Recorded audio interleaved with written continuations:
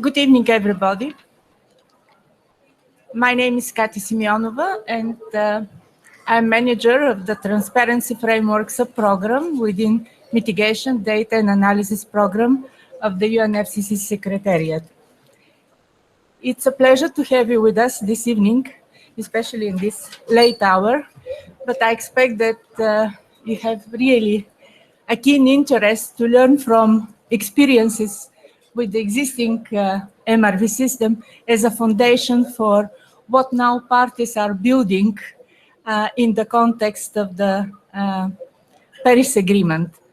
I'll have a pleasure to welcome you to the event on behalf of the SBI chair, who unfortunately cannot make it because he has a coordination meeting now, but he attaches very high importance to the MRV issues in the context of both the evaluation and enhancement of the existing MRV regime, and also looking forward in the future how the existing and the experience from the existing regime can inform the deliberations of the new transparency framework.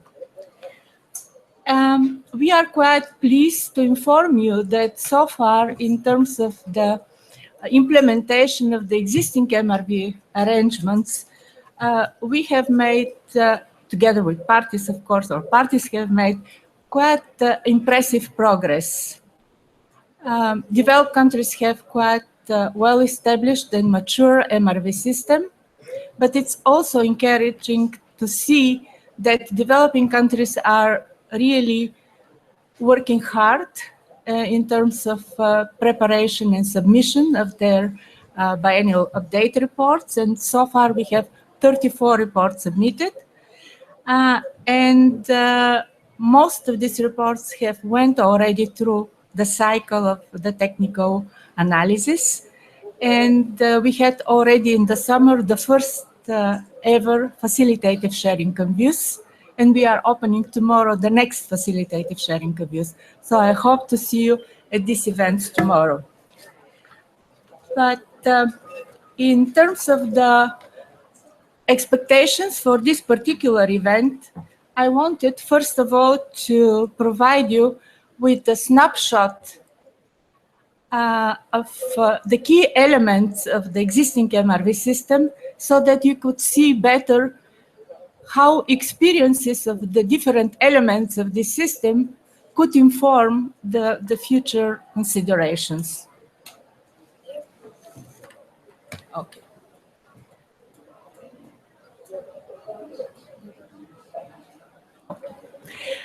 And I have prepared only 2 slides, and the first slide outlines the 3 key elements of the existing MRV system, which are reporting, technical review or analysis, and then completing with multilateral process and compliance, with compliance applying only to the parties of the Kyoto Protocol. And you can also see the 2 streams of guidelines that underpin this process. These are guidelines for Annex 1 parties and guidelines for non-Annex 1 parties. And one new element of the overall system is reporting and consideration of the information on RED, which very nicely fit into the overall MRV process. Then my second slide and last slide in terms of introduction is to highlight from the point of view of the Secretariat what, at least on our view, is quite important for everybody to keep in their mind when considering the experiences with the existing system. In terms of reporting, it's important to keep in mind that for developed countries, we have very mature systems. The first national communication of developed countries were submitted back in 1995, and the first inventory reviews were submitted in 2001. I think, inventory submissions. But in the same time, we are seeing now, as I have mentioned already, with the new MRV system under the Cancun agreement, that developing countries are making very important step forward toward robust reporting of their actions and also on the support that they are needing to implement their climate actions, and also in particular capacity building. Seen in terms of both developed and developing countries is that different countries have different capacity and different level of strength of their institutions to underpin the reporting process. And in particular for developing countries, this is the reporting capacity of the countries that actually underpins the need for flexibility. In terms of verification, that encompasses both technical reviews for developed countries and technical analysis for developing countries. At least from the Secretariat perspective, this is a process that is facilitative, not punitive. And this is a process that provides a valuable forum for exchange of experiences and building the collective knowledge of both experts that are engaged in the process, but also the country teams that are in charge of the preparation of relevant reports. This is also a valuable platform for sharing experiences and strengthening capacity of countries. And when usually we speak about capacity building, we normally refer this term to developing countries, but actually the verification process helps to strengthen capacity of all participants and stakeholders engaged. And last but not least, the process delivers and delivers what it is expected to deliver. In terms of reports, review reports, or reports on technical analysis that highlight the key findings from the verification process, but the quality of these reports and the outcome of the overall process relies very heavily on professionalism of the experts. When preparing for the event, we were thinking that it would be quite important to look at two aspects, which we try to capture in two questions. The first question is, what are the experiences and challenges of the existing reporting systems? And then the second question brings this experience forward by trying to identify how the existing reporting practices could serve as a basis for the transparency framework, and where are the issues or elements or instances where flexibility is really needed. And to cover this first part of our event this evening, we have invited three very experienced experts. And we'll start with Harry Vreus from the Netherlands, who will highlight his experience and his take on these important questions. Harry, you have the floor.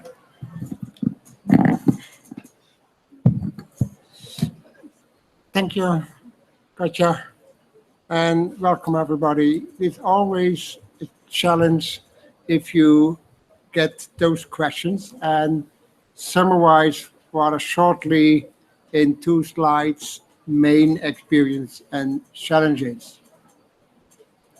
Especially as we also have inventories, biannual reports, and national communications. So the experience are not the same. If I look into the inventories, and in Europe and other Annex I countries, we have multi-year experiences. We started and we improved. But we also saw that how you produce your report, it is not one way to do it. The majority of countries have found their own way how to organize the most efficient process for their country. And there is not a golden bullet that you should follow to have a good structure and setting to come up with your inventories. What we now see is that in practice, improvements, and then I'm also talking about improvements that are advised by the review team, are not really well fit in the system that countries are using to preparing new inventories. So in practice, rather often after 2 years, there are improvements visible. because you produce a report half a year later or 3/4 of a year later, you get an advice, but then you are almost finalizing your new year cycle. And what we now see is that there are increasing smaller sources. The reductions in the big one came in place, and smaller one became relatively more important, but are still small. And it becomes a question, are they really relevant to put in additional resources to have better information on small and very small sources? The biannual reports, we only have 2 years of experience, and there we struggle with the inconsistency of national guidelines and biannual reports. Sometimes you have to produce information in a slightly different way. And then you are questioning why I should present more or less the same information in different ways, and that it's just because we have different guidelines. And that is, especially for the people involved, rather frustrating. The first one was really a learning process. We got good feedback. And now my feeling is with the second one, and next year we start the third one, it is more or less an ongoing work process. So we are there. But it took us also 2 experiences before we say now we are moving into a normal working process. National communications. After all these years, it is still a problem to have consistent projections in combination with policies and measure impacts. And even if we are improving, it will continue to be a challenge. And also at the national communication, next year we start the preparation of the 7th national communication. All the information reported is still the same as in the first national communication. And we should start questioning, is all that information that is needed to be reported still valuable? Or is other information more valuable than the information we are now reporting? There are some experiences with the existing reporting. What is to learn for the future? I think we should try to find ways to speed up the learning curve. The learning curve was fast if you have an annual process, but if you have a biannual process, then the learning curve could take 4, 5, even 6 years. How we find ways to speed up that learning curve. In improving, we should set clear priority. We also did that in the Netherlands in the past years, because not all at the same time is possible. You have a budget and you have to manage that budget. But the learning process is priorities, and say I do this time, and next time I improve in another area. Institutional arrangements are really needed to ensure consistency and an efficiency process. If you have to generate each time a new team, you are losing a lot of time and it costs you a lot of money. So that is, I think, one of the key lessons learned and could serve as the basis for future reporting. Review or analysis, at my feeling, it is now too much just reporting, and it should be more on assisting parties and feed in national work process. Now it is more, after a certain period, you get a report, whatever your process is. And even if it is not always easy to implement the clear guidance, if they are clear, it is a big advantage and you avoid a lot of discussion and interpretation how to read it. These are more or less some of the key messages I want to present this evening. Thank you. Thank you very much, Harry, for your insightful presentation. And for those of you who don't know Harry Vleus, I wanted to share with you that, like many of our experts, he has essentially, I think, 3 jobs. First of all, within the Dutch National Inventory Team, for many years, he's involved in the preparation and reporting of GHG emissions in the national inventory reports and other international reports.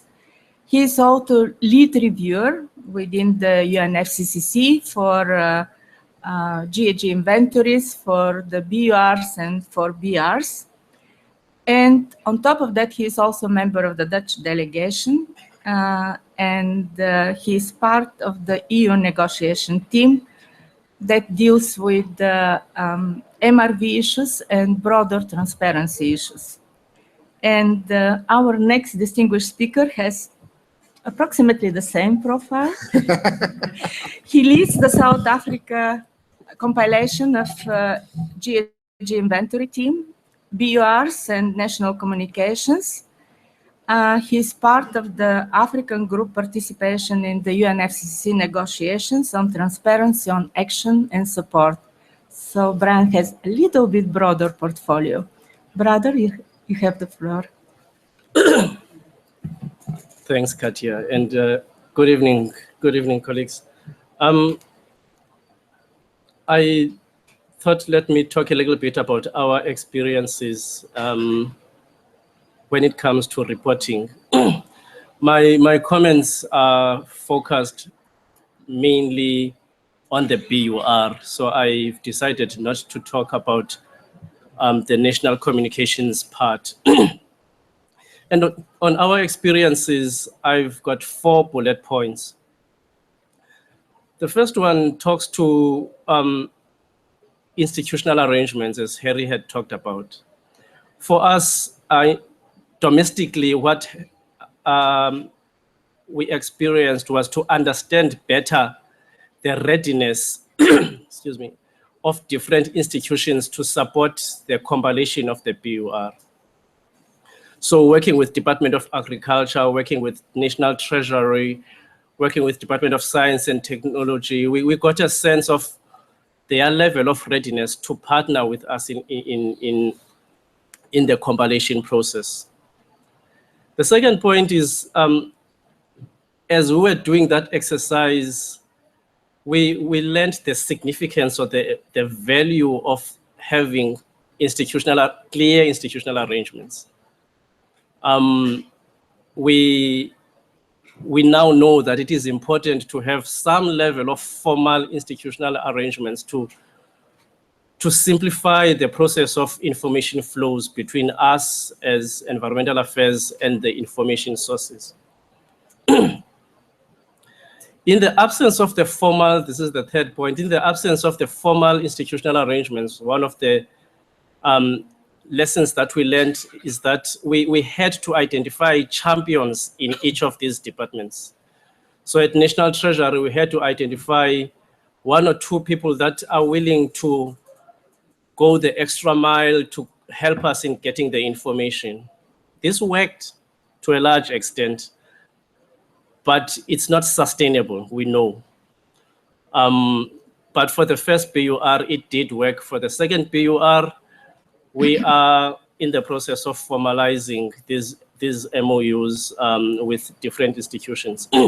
Lastly, Katia, one of the lessons we've learned is that it helps to have dedicated personnel to manage the feedback from the Secretariat and the technical team of experts. For some reason, that time when we were dealing with the technical team of experts, we were so busy. And it was very difficult to focus on responding to them and those that have participated in that process. It is an intensive communication exercise. So we were fortunate to have a dedicated person who was responsible for managing the communication between us and the Secretariat and the TTE. In terms of challenges, I've got 2 points, and they are not on content. Interestingly for me is that in terms of challenges, the challenges that we faced were on process. The first one, Katia, is quite a serious one because it looks like it's going to be with us for some time. It is the challenge of accessing funding from UNEP-GEF process. We have managed to tweak the transparency framework such that we have to produce these reports every 2 years. What we have not successfully done is to tweak the UNEP-GEF funding process such that it allows us to produce these reports every 2 years. This is a key challenge that we are facing. South Africa, from January next year, we will be working on the 3rd BUR, and I know you'll be asking where is the 2nd one. I'll talk to that. But from January next year, we'll be working on the 3rd BUR, and we concerned about, we still have to go through the hurdle of accessing funding for that, so that the work that needs to be outsourced gets funded. Anyway, the second point is domestic. The second challenge is the domestic issue. For each of these reports, the BUR, the GHG inventory, the national communication, each of these have to be cabinet approved. Don't know about in your countries. In our countries, this is a very long process. So it takes us about a year or so to put together the document, but it takes us about 6 months to get cabinet approval. And we are not in direct control of that process.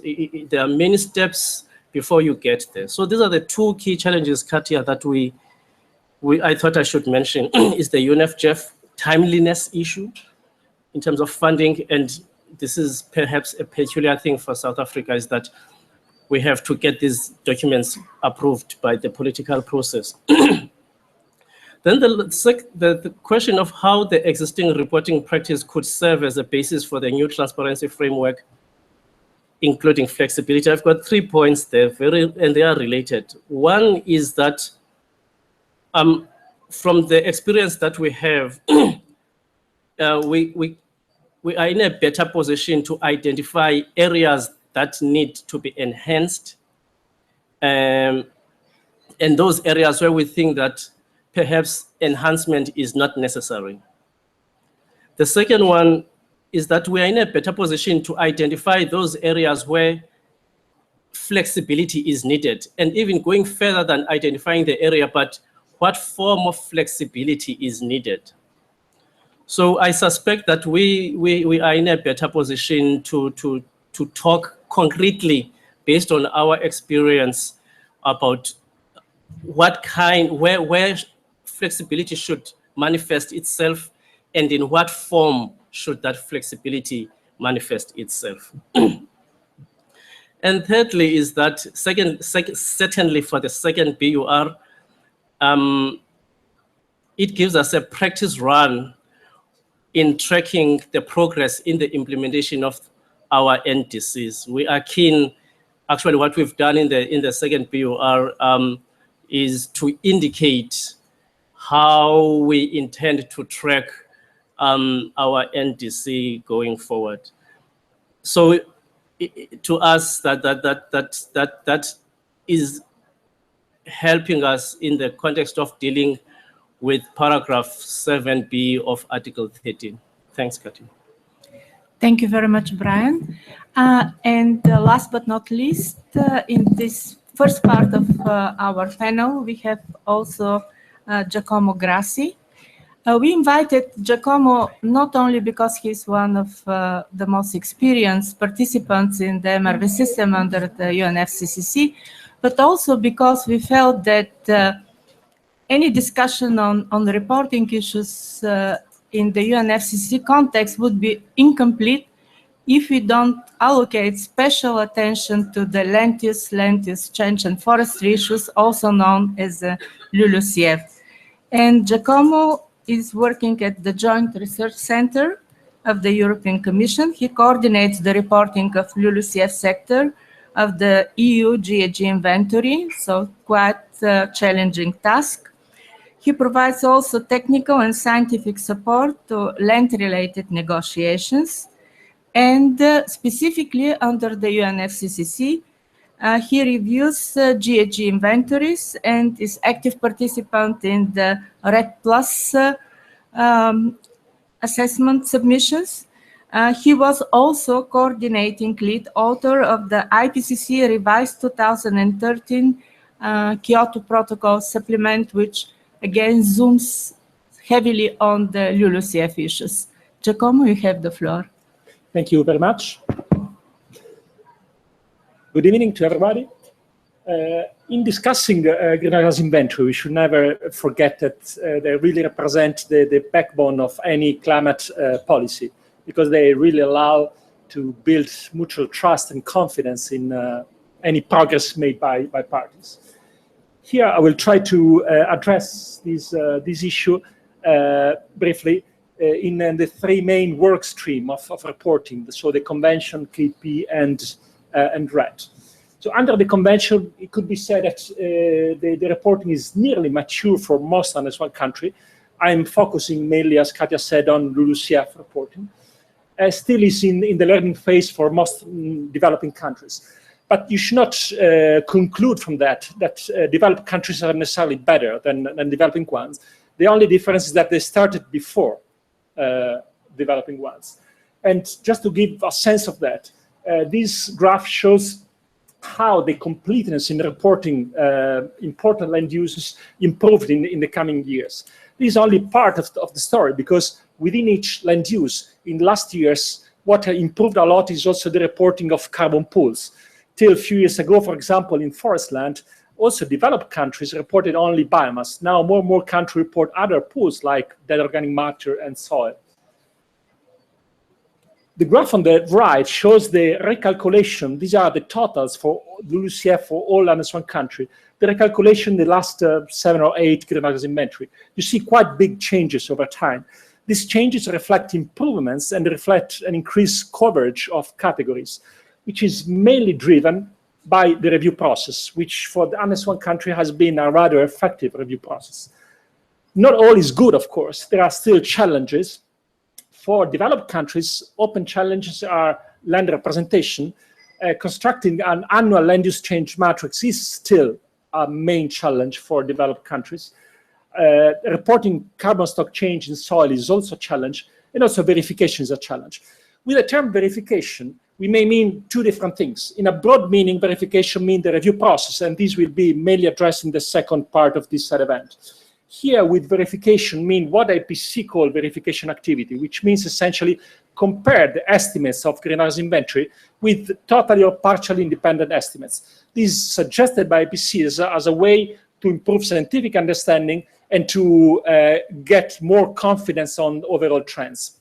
Despite the importance of verification in a sector so uncertain as LULUCF, still verification activities, unfortunately, are not so popular, even in developed countries. And then I mentioned consistency with FAO, because if a country report a big sink to UNFCCC and report a source to FAO, then it is a problem of credibility also within the Paris Agreement. For developing countries, according to my experience, the challenges are a lack of detailed reporting guidance and the difficulty of constructing a national system, and the technical assessment process that also for the BUR is quite weak so far. For the Kyoto Protocol, for developed countries, the reporting has been improved a lot during the first commitment period. Now there are new provisions in the second commitment period which represent a challenge for most countries. So again, for this provision, also developed countries are still in the learning phase. Finally, RED, which is my preferred, because I think it's a success story. RED reporting of reference level under RED really is paving the way for a higher quality reporting in developing countries. It's a good example. And we have seen in many cases a jump in the quality of inventories from the previous available little information national communication to information provided in RED. This is mainly due to the fact that there is some reporting guidance for RED. Not perfect, but it's much better than nothing. And these reporting guidance include a useful concept, which is the stepwise approach, which essentially, simplifying a bit, says start to report from what is most important and then improve the quality and completeness over time according to national capacity and circumstances. Of course, there are challenges still in RED. methodological challenge on land representation and carbon density, but situation is improving also thanks to the rapid evolving technology on remote sensing. And by the way, on these two issues, IPCC is expected to provide more guidance and more methods in the revised 2006 guidance in a few years. So hopefully in a few years there will be more and improved methods to address this. If we try to say which are the common elements across country in all this kind of reporting, when I thought, is it transparency? No, it's not transparency, nor I would say completeness nor accuracy, because different countries have different levels of transparency, accuracy, and completeness. What is in common is the continuous improvements of the inventory, because reporting is a learning by doing process, and this is a lesson that all the countries should take into account. In this regard, I think that I'm very confident the Paris Agreement will represent for developing countries what the Kyoto Protocol has represented for developed ones, which means an unprecedented driver for improving the greenhouse inventory. So I really hope, I'm really confident in a 5 or 10 years period, we will see the reporting of developing countries at a level which is absolutely comparable to what we have now for developed ones. Now, the more challenging question, probably, how existing reporting could be the basis of the new transparency framework. It's obvious that we don't have to reinvent the wheel. The MRV system under the convention is working already quite well. But maybe we need a more flexible wheel. So talking with Ruth about this concept, I Googled the flexible wheel, and I found this figure, which I found interesting because it expressed well a wheel that may be adapted to the amount of data available and to the reporting capacity of the country, maybe flexible with regard to the type of INDC, and maybe flexible to other national circumstances. Well, which are the possible ingredients, elements of this wheel? Now, I will brainstorm a preliminary, personal, and non-exhaustive list of possible elements to discuss. First of all, common reporting guidelines, CRF tables, and APC guidance. Why common? Because the Paris Agreement is global. And if the global stock take, we have to sum all the report from all different countries. If there is no common ground, the risk is going to sum apples and pears, and we don't want that. We want to sum apple and apple. Having a common scope, a common reporting guidance, tables, and methods is something would be extremely useful for comparability. Then, of course, we need a flexible application of these guidelines in terms of timing. Some can report annually, some other every 2 or more years. The years to be reported, the coverage. And in that respect, I think the experience in red should be an example to be followed. The concept of stepwise approach and the prioritization of the most significant concept is something that should be taken into account. Also, the concept of conservativeness, I think, could become useful because it's very helpful to prioritize effort. And then, of course, the focus should be on transparency, including a concept, again, which is on red reporting guidance, which is reproducibility of estimates. Consistency not only in 10 time series, but consistency, for example, with other report of the country to UN, like FAO, and other report of the country to the UNFCCC. So I would expect that report of national communication is fully consistent with any report related to INDC implementation. And then verification, as said before, in terms of census IPCC, so a check and independent check of estimates. And then we said before that the continuous improvements beyond the so-called TAC principle, transparency, accuracy, comparability, consistency, completeness, which are the basis of reporting and review. The continuous improvement is the underlying, even more important principle of all the others. Why not mention explicitly in future guidance? Of course, it is already applied by the wise reviewers, but I think that an explicit mention of that would be helpful. And assuming that there is enough capacity building and the review will need to be facilitated in constructions, then the concept of flexibility should become dynamic. Of course, a lot of this flexibility should be warranted at the initial stage of reporting. Then as long as the capacity of reporting improves, then less flexibility and more coverage should be expected by the country. Finally, question, how to incorporate some LULUCF KP elements like reference level, harvested product, natural disturbance in natural reporting. A lot of work has been done, and we should not waste this for the future. And then finally, of course, we should try to avoid duplication in reporting, focus on user-friendliness and accessibility for non-specialists. I briefly conclude with a sentence from Jim Penman, with I think it fits very well negotiation, and in particular the discussion we're having here. And if we are now discussing on improving the MRV system, I think we should be very grateful to people like Jim, which allowed to have a current MRV system now, which is at least working. Thank you. Thank you very much, Giacomo. And for those of you who don't know Jim, Jim was one of these iconic figures who helped to shape the overall MRV system from the very outset under the convention, and we'll be missing him a lot.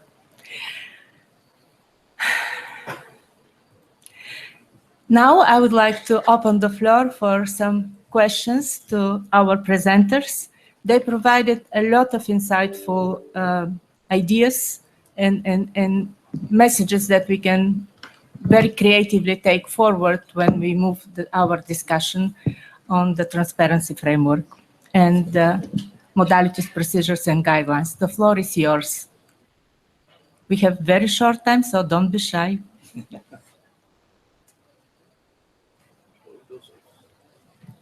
No questions? Everything is clear, and everything we can take at face value in terms of what was presented? Okay, maybe then we can move to the second part. Please. Nobody asks, I just feel not obliged, but very, very interesting. And I think a lot of people are wrapping their minds around transparency in the framework.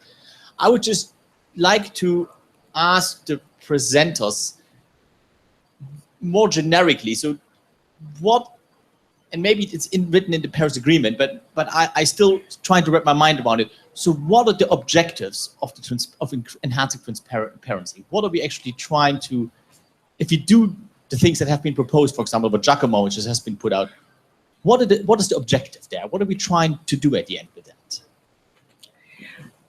I think this is an excellent question, and I would like to ask our presenters to try to respond with 1, max 2 sentences.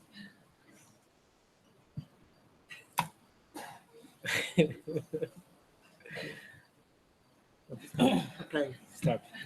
Somebody should be proud. And I think the main element of Enhance is that it is now a common system, that we want to have information that at least starts on a common ground of the most important information that we all will provide. And over years, we grow to a higher level. And some are really capable already now to provide that information, or later, that we have a better understanding on what are the real numbers of our emissions, but also having information and more clear information and related information on finance. It's not longer just a number, but what is put into the climate improvement, and does it fit with the needs developing countries have? And a third completely new element where we have to learn a lot is adaptation, because the world is changing, and hopefully in the future the change is not that much anymore, but how to get clear information on changes and get it adapted to the changing situation. That are, in my feeling, the 3 main elements where we are talking about Enhance, and I also give a reasoning why it is important to have that system. And very shortly, I mean, to my understanding, the key point is that the transparency framework should allow monitoring and assessing progress by parties. And the key concept is building mutual trust and having confidence in data, especially with an approach with contrary to the Kyoto Protocol, was somehow more top-down. This is very much bottom-up. So bottom-up requires really mutual trust, and transparency is key to building trust in that. Briefly, I'm not sure if the objective of the enhanced part is to respond to the common element or to the common aspect. That's the first point. The second and the last point is that for me, the notion of the objective for the enhancement, it is the issue of scope, the existing, well, the transparency, the Cancun transparency arrangement does not cover the full scope of climate action. This is particularly the case with adaptation. My sense is that the enhancement would help in providing some level of guidance on how to improve, in particular by developing countries, information reported on adaptation and information reported on support received. Thank you. I see that there is another question, please. Thank you very much. Good evening. My name is Kirsten Orschok from Germany. I'm also working for the International Partnership on Mitigation and MRV. I thank you very much for the presenter. It was very interesting for me. And I have hopefully just a short question because as Katja already mentioned, we are a little bit running out of time. The MRV system came out from the international negotiations. And also one of the outcomes should be a biennial report or biennial report, so to meet international requirements. I would like to ask you, what do you see are the benefits for the national policies, for the national level? Are there any benefits for you from your side? Thank you. Thank you very much. As a facilitator, I take decision to ask Brian to respond to this question.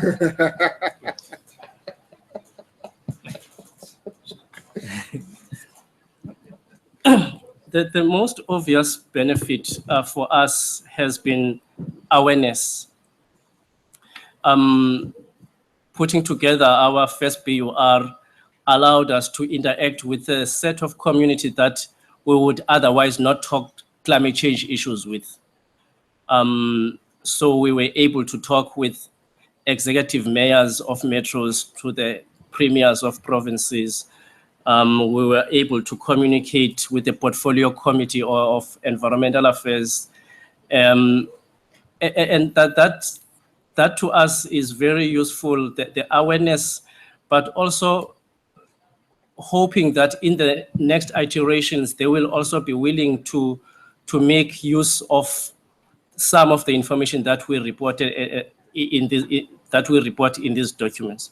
So indeed, it sounds pretty obvious. It sounds like a small issue, but in our countries, the discussions on climate change are localized, and taking that information to the public has indeed helped to locate climate change as not an arcane, separate piece of work, but as an essential part of ensuring that development is also taking into account the issues of climate change.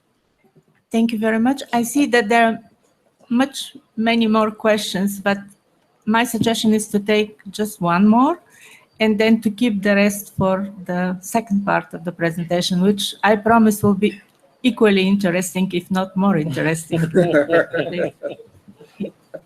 Hello. Oh, hi. So I was just wondering about you're talking about adaptation, monitoring, and evaluation, and it seems like most of the experiences that at least reported on are mitigation, but from what I understand, adaptation, monitoring, and evaluation will look very different from mitigation because it's a completely different type of ball game. So I was wondering, are we starting from scratch there, or what's the, yeah, I don't know, so thanks. Okay. You should answer. Then my suggestion is that Harry respond to this question. I agree. Adaptation is a complete different game. But finance is also a complete different game. Policies are a different game compared to inventory numbers. So it is not that we are not aware of different place, but the experiences are different. Adaptation is still in a learning curve, and there is experience in countries how they want to report adaptation. The majority is project-based, but more and more we also go to what we call a meta level, that it is no longer this project, but also more general one. To give an example, in the Netherlands, we are known for our fight against water, but we more and more realize it's also necessary to adapt us and to be sure that also our future generation has fresh water. And that is no longer a project base, but a general approach where you also have to report later on what are the outcome of that. Yes, it is a different game. We have some experience, not the best experience compared to other areas, but we are all willing to learn and improve. Thank you very much, Harry. My suggestion is that now we move to the second part of our presentations and discussion, which will focus on the area of verification. And we have somewhat similar two questions. And the first question focuses on experiences, and then the second question focuses on how to bring these experiences forward. And we are privileged to have again, very distinguished panel to cover these issues. And we start with Helen Plum, who similarly to the other speakers has vast experience at the national level, practically in all aspects of reporting under the convention. She is also lead reviewer in the UNFCCC and the key negotiator on transparency and MRV issues. And this is because of Helen inspirational leadership in negotiations. We have a number of very important decisions and guidelines that shape the MRV process throughout the years. Helen, you have the floor. Thank you very much, Katia. And listening to the first three speakers, a lot of what they said, I could have put into my notes as well, but I think we're all working in the same direction. In trying to answer the question about experience and challenges, I think one of the best things about the experience gained in the technical review or technical analysis process is that the people involved, the technical experts that are involved, from both the country that has submitted the report and from the experts that are put into the review teams or the teams of technical experts, everybody gains experience from that. And those that are conducting the review take that experience back home, and it helps strengthen the national systems of the countries that those experts come from. So that's a very key part of the process. And I'm sure the Secretariat keeps really good statistics on the number of experts that are involved, but it's a large number, and there's a lot of interchange that goes on. I think looking at the multilateral processes, the ICA and IAR, hearing from the countries in presenting their national circumstances and responding to the questions that they get in the oral sessions, these have emphasised that this is a learning by doing process, and really the importance of getting started. It's a bit daunting to submit a report and know that it's going to be looked at by some technical experts, and my goodness, they might find that we did something wrong, and then what are we going to do?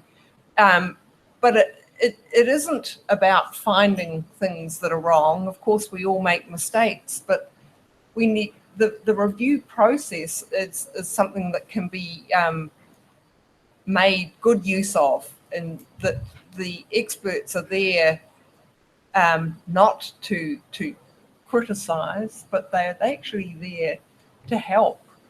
And it's like having a whole collection of consultants for free that you don't have to pay because they are there to look into what you're doing and provide some really good advice about how things could be done differently or how things might be improved, and recognizing that improvement isn't something that happens overnight, and so it just gets built as we go. And the second question about how the existing experience could serve as a basis for the new framework, and including the issue of flexibility. I think we can't set aside the experience that we've gained, and this should be a really important component of building a robust framework. And I think part of the experience that we've tended to ignore a little bit is the experience of the Secretariat. And I think this is an important aspect that we should be taking into account as we design the common framework for the Paris Agreement, because we do have agreed words in the Paris Agreement that we shouldn't be placing an undue burden on the parties or the Secretariat. So I think we need to be getting the Secretariat's perspective along with the perspective of parties as we design the new framework.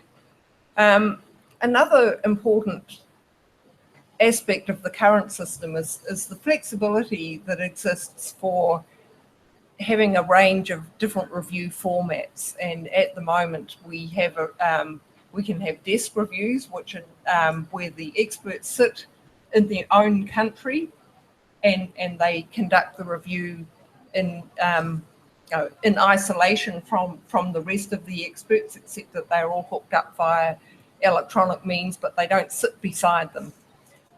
Then we have the centralised format where the experts go to Bonn and undertake the analysis or review of a number of reports together, sit in a room, have lots of discussions with each other, and contact with the country that is being reviewed, but not that direct contact, except perhaps via a Skype type hookup. And then we have the in-country review where the experts go to the country and they sit down, and Giacomo and I have been involved in reviews together, and this allows a really robust discussion with the country. You don't have the sort of the barrier of having to do it via an email or via a Skype connection that may fall over at any time. You can actually have that face-to-face. And I think from a country perspective, from New Zealand's perspective, the in-country review is the most satisfying kind of review to have, because you have those experts there and they're there to help.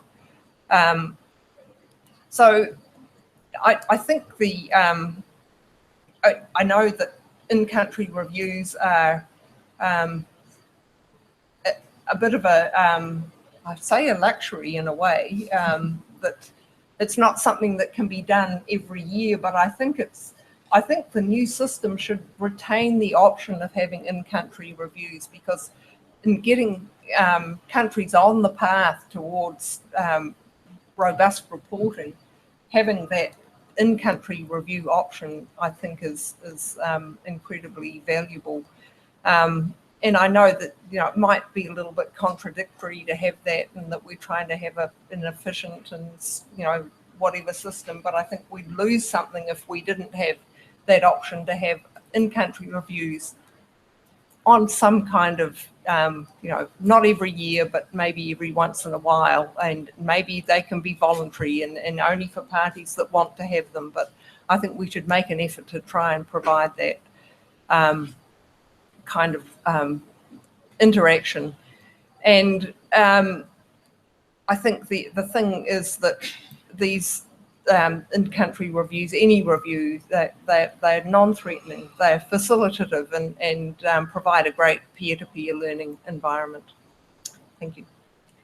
Thank you very much, Helen. Helen emphasized a lot the experiences from in-country reviews, and we are very privileged to have with us our next expert, who is Mahendra Kumar. He has been engaged in the UNFCCC process, and in particular in in-country reviews back in 90s.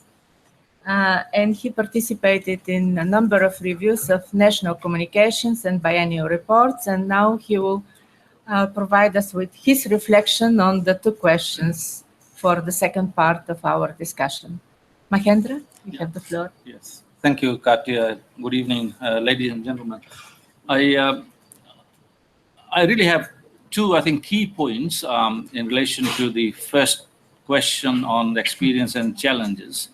And the first one is in relation to the guidelines. I mean, having taken part in some of these reviews, I mean, we think that we begin to understand the guidelines, but of course, each time it raises more questions and a need for more clarity. And in this particular case, I'm really referring to the review of the means of implementation, the financial, technology and capacity building support. I think, as you heard previously, the guidelines for the inventory is pretty robust. I think it's matured, there's a lot of experience, but the FTC guidelines, I think, still have a long way to go. And I think I've tried to show, using some examples of issues which I think I still are really, I hope it's just not me, but it's sources of, I suppose, confusion, or we wish there was more clarity. For example, one of the, and this is not so a whole list of things, just a few examples which I have captured here. A Kyoto Protocol party, for example, is required to provide information on its contribution to the adaptation funds. Once they provide that, they need to explain. However, another party which doesn't provide any funds doesn't really have to explain. I mean, it does make sense in one sense, but in another way, it doesn't make sense, because the whole idea is to encourage parties to provide the funds. So in actual fact, what should happen is the party which doesn't provide the funds should have a bit of explanation to do, right? So I think these are some of the issues which I think which needs to be looked at. The other one, which I found very interesting, is the effectiveness of support. Parties are expected to provide how effective their support for technology, for capacity building, and so on have been. In some cases, there's a requirement that parties shall provide the support. Shall, as you all know, is really compulsory. They need to provide that. But of course, there's a caveat: to the extent possible. Now, you're saying that no, they really shall provide it, but if it is possible. So really, I mean, in some cases, it's not possible. So clearly, you're not really trying to get that information, and in some cases, parties do try their best to, I suppose, provide the information, but seldom, they invoke this particular phrase, conditionality, and don't provide the information. There's similarly, there's this issue on the technology. The parties are expected to provide the technology they provide to developing countries to the extent feasible. They are expected to provide examples of success and failure stories, for example. So I think what I'm trying to say here is the guidelines could do with a lot more clarity. Having said that, there are currently existing tools and processes available, and you have to see the Secretary organizes lead reviewers meetings where reviewers discuss the various issues and try and get some sort of consistency in terms of the understanding of how this can be done. There is the review practice guidelines, of course, and all these exist. And I think one of the biggest tools, or one of the best processes available to the lead reviewers is this meeting which the Secretary organizes, where I think we pool our experiences, we talk about some of the issues, we try and sort of interpret it in consistent ways so that there is consistency across the different parties, communications, or BRs which have been reviewed. The second major point in relation to the experience challenges I wanted to stress is the limitation in terms of the availability of experts available for these reviews. As Katya has said, I mean, these are really kind of free consultants available, and really there's only a very limited, we are a very small family and we know each other. And we are all always called upon, and this is not our full-time job, of course, but we are called upon, and of course, realizing the geographical balance and so on. I, as one of the small island representative, tend to be called in to be part of this, to maintain the balance, if nothing else. So I think the message there is that there is a need to expand this pool, of course, and I know the Secretary is trying his best in terms of providing training, etc. There's also, of course, a scope for more efficient review cycles. Notwithstanding what Helen said, I mean, in terms of how long it takes between the time parties submit their communications and so on, and then the review process is complete. The second, the second issue is in relation to the actual experience in verification process and what can be done. One of the issues, I think, the current multilateral assessments, as you all know, does not include finance, technology, and capacity building issues. I think this could be something which the Paris Agreement transparency framework could look at. I mean, why is it that the MAs don't include FTC? It includes national communications and so on.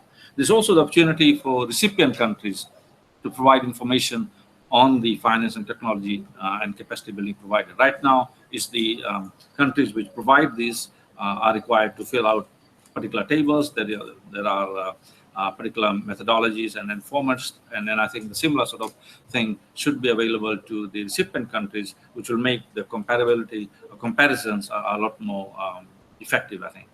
So I think those are some of the points which the new transparency framework could look at in developing something which could be applicable to all the parties going forward. Thank you. Thank you very much, Mahendra. Our next and last speaker is Marcelo Rocha. He is a senior advisor to the Brazilian government on climate change issues, and this covers quite a broad portfolio of issues, starting from transparency and moving to carbon markets and forestry. He is also lead reviewer within the UNFCCC process with more than 11 years of experience. Marcelo, you have the floor. Thank you, Katya, and thank you for the invitation. Being the last to speak, give me the task to try to say something intelligent and different from my previous colleagues. I'm not sure that I will be able to do that, but I will try to maybe emphasize a couple of messages, in fact, 3 messages. And by doing that, I will try also to respond to the 2 questions. The first one is about this need of more clear or complete guidelines and guidance. I do agree that this is something that we have to work hard, but we have to realize that to have the consensus among more than 190 parts in a negotiation text, even if it's a technical guidelines, it's not easy. So most of the lack of clarity is because we have to have the consensus, and to have the consensus, sometimes the language, if you are not part of the negotiation, once you read, you don't fully understand. So that is something that we have always to work on, and I don't think it will be able to be solved in the Paris Agreement as well. We will continue to have a kind of balance between arriving to the consensus and the clarity of the documents that we produce. Nevertheless, it's something that we have to take on board. Otherwise, it will make the process of review much more difficult. Different interpretations, more time consuming between the parties and the experts, and then the lead reviews have to somehow overcome this. So we have always to try to make this a much more clear. The guidance and guidelines should be much more clear. And then, as a consequence of that as well, there is maybe this wrong idea that, well, it's easy for developing countries, it's harder for developed countries. I don't see like that. I believe both of them have the easy ways and the hard ways. So I don't compare them as one is easier than the other. At the end, it depends a lot on who is responding, what they are responding, who is reviewing, what kind of review is done. So not that we have to make everybody suffer, but not this idea that others suffer more than others. I don't agree with that. And I will come back to this later on in my last comment as well. The second one, and I want to emphasize, a lot of my previous colleagues have done this, is the learning by doing. The exercise that we have is a continued learning by doing, not only for the party that is involved and the expert review team, but also for the secretariat. And maybe one part that we didn't explore as much, I think it should be, is to share this experience among other parties. Because, you know, you may have an in-country review and then you have a very good team and they will explore as much as they can this experience. And both, we're going to learn a lot, but people that didn't participate will not be able to capture all of these. We have a huge knowledge in the secretariat, in the experts, in the parties, but we didn't have yet a system, a data center where we can put and assess this knowledge. So this is something that we are missing, and some of this knowledge is in the people minds, but we cannot assess so easy or so frequently. So that is something that we have to somehow try to see how to explore, and with all the social media and knowledges and tools that we have nowadays, we should try to make more use of them. And then finally, we have to make this process a valuable process. People, once they need to want to participate. It's not an obligation. Well, I have to produce a report, I have to go to review, and I have to go and answer questions. It's not the spirit. The spirit is, and I think one of you raised the question, what is the value for national policies? So we have to see this as something that is valuable for ourselves. And just to take this example of the Secretariat, these figures, the picture that we have in front of us, you see, they put a happy face when you submit your BURs. But then I don't know if you noticed, but when it comes to the FVA, the faces are not so happy. At least from what I see, it seems that some faces are not that happy. So there are two things. Please, Secretariat, put happy faces to the whole process. And let's do it. Let's make these guidelines and the process as much as fun as possible, as much enjoyable as possible. We should not have afraid to go to a review process. We should enjoy being reviewed. We should take advantage of that. So with this, I close, Katja. Thank you. Beautiful.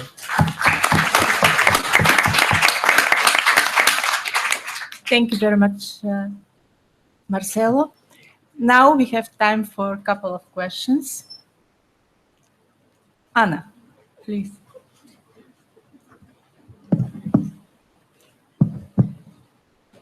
Thank you, Katja, and thank you all for your nice presentations on the review side of things.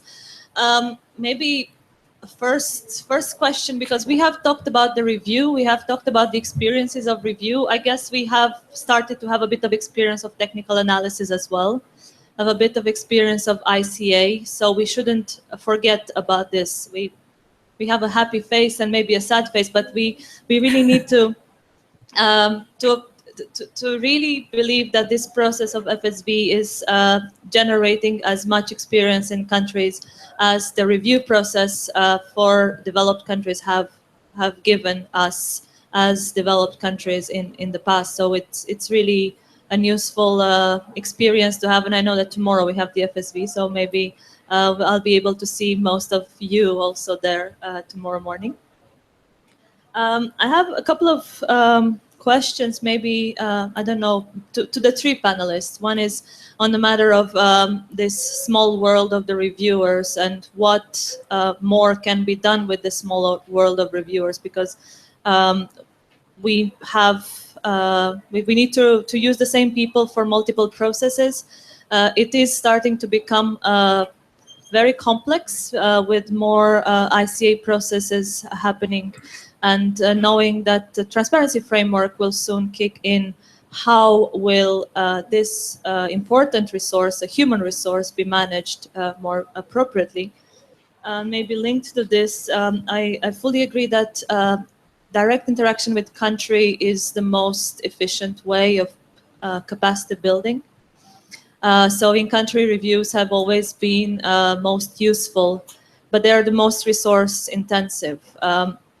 From this perspective, what would be a good solution, a good balance moving forward to enable the dialogue that's now happening in the in-country review in most appropriate way, seeing that we might need to have 190 parties on the table every 2 years, and we are maybe 400 review experts that are on the roster that passed the exams and can be available, but we know that this is not the number of experts that are actually available for reviews for different purposes. So I think that's all from me for now. Thank you. Thank you very much. Maybe we take a few questions, and I hope we'll have sufficient volunteering capacity to deal with these questions. So please.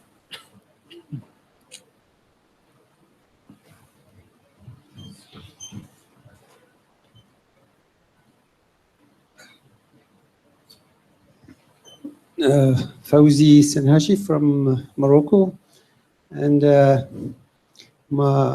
would like to thank the speakers, by the way, for their very nice presentations, and I would like to mention that currently most of developing countries are concerned about the putting in place MRV systems to be in parallel or to go along with the implementation of their NDCs. I think this is the big issue that they are tackling with right now, and I would like to hear recommendations or guidance from the speakers to these countries to put in place these MRV systems toward this INDC implementation. Thank you. Thank you very much. Please, gentleman behind. Thanks for the suggestion for it was the first to mention the issue of monitoring finance, which is one of the key issues, because we shall have in a review in 2018 based on the experience of these 3 years. Basically, most of our NDC are conditional finance. So if they are not performed, much of the blame will be between the developing countries and the donors. I suggested the experience that many agencies have, Open Aid or Open Cohesion.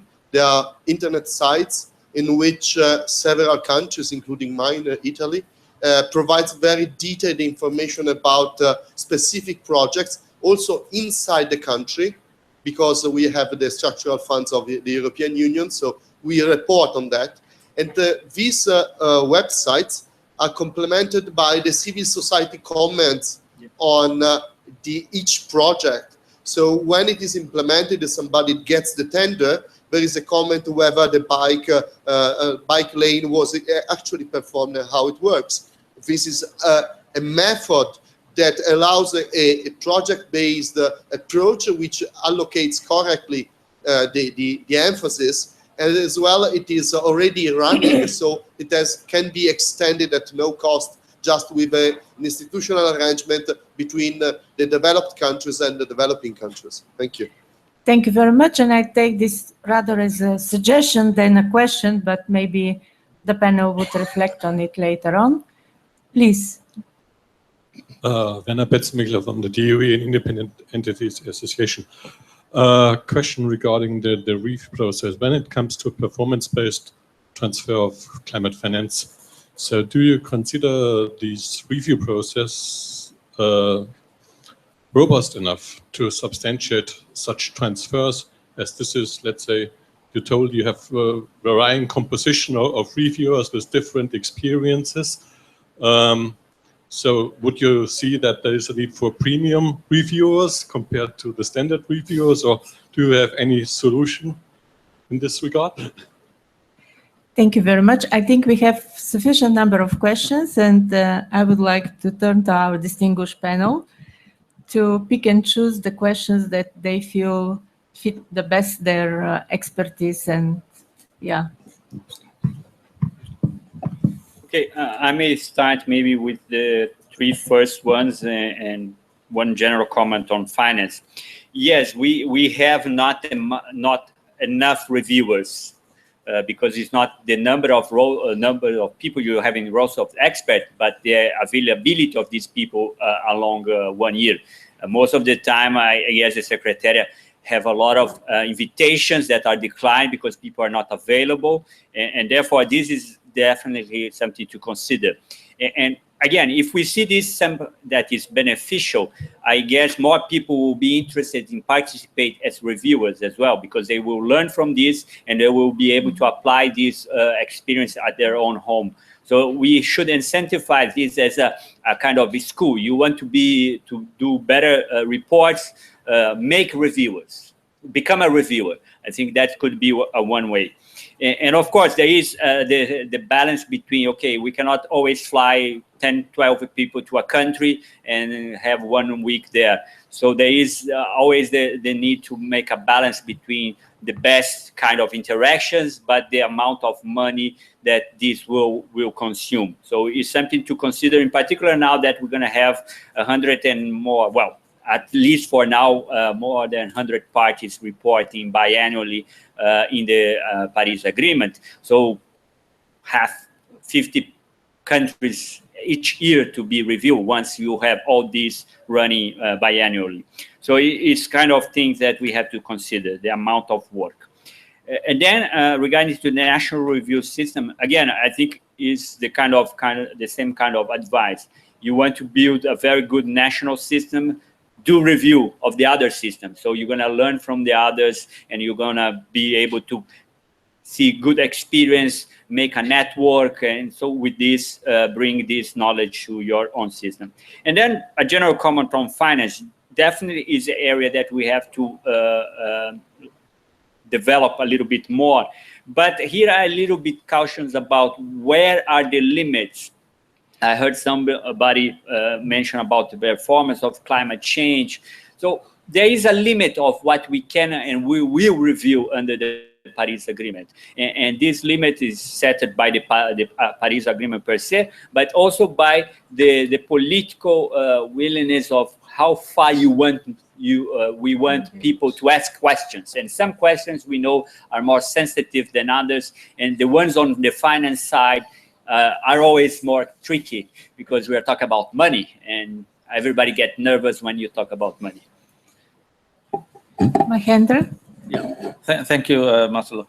Just very briefly, I think in relation to the one of the questions raised by a colleague from Morocco, I think it is true. We are all at very different levels of capacity and the ability to be able to develop national systems, and of course the baselines are very different. Of course, the Annex 1 parties, which have had these reviews for a number of years, are at a very different stage compared to other countries which will be coming online, and I think compared to even sections of the developing countries like small island states and so on. So there will need to be that flexibility. There will need to be very active capacity building for parties to get to the stage where they can develop and take part in that. But as Marcelo said, I think perhaps we should take that, parties should take this as an opportunity to be part of the process and also assist themselves in terms of developing robust systems. I think there's enough said about the climate finance. I mean, it is something which I think will need to be monitored, and I think will obviously there's a lot of discussion still to be held as to what would be the best way. Clearly, I think there is an expectation now with the Paris Agreement and with the 100 billion, etc., and what parties provide, how it's utilized, etc. So I think this is a discussion. You know, it's still wide open. But there has to be some sort of understanding as to how we'll assess this consistently across all parties. Thank you. Thank you very much, Helen. Thanks, Katia, and thanks to Marcelo and Mahendra for preceding me, because I haven't really got much to add. I find myself agreeing with them 100% on the responses to the questions. Certainly, no, I did raise the issue of in-country reviews. We will have to manage this. We need to manage it in terms of the resources we have. We have to manage it in terms of the number of experts that we have available. So this is something we need to build into the design of the new system. Certainly, if there's a staggered approach to the way that we conduct reviews under the new transparency framework, and that we're not reviewing every country every year, we're definitely not doing every country in country every year. There may be some ways that we can work through this in a way that is practical, but also does enable that experience to be had. And then the point that Marcelo made about getting more experts into the system, that countries should be making their inventory compilers also available as reviewers, because of the value that will bring back into the country. And New Zealand had an approach very much like this a few years ago, when we were trying to build the capacity of our inventory team, and we trained them up, put them on the roster of experts, and allowed them to participate in the review process, because we knew that this would make them a better expert for our own purposes, and let alone the international one. So I think there's a lot to be said for that approach. Thank you. Thank you very much, Helen. And maybe on my left-hand side, if you would like to use 1 minute each for any of the questions. Or you're fine? Okay, great. Then I would like to thank our wonderful presenters and tonight for the time they spent to prepare for the event, and for engaging in this very, very important discussion. And I hope that we have some negotiators in the room, and I hope that what they heard today hopefully provides them with some inspirational ideas to construct the roadmap for our, as Marcelo put it, exciting journey in the transparency land of the Paris Agreement. Thank you very much to everybody and to my team for preparing this event. Thank you.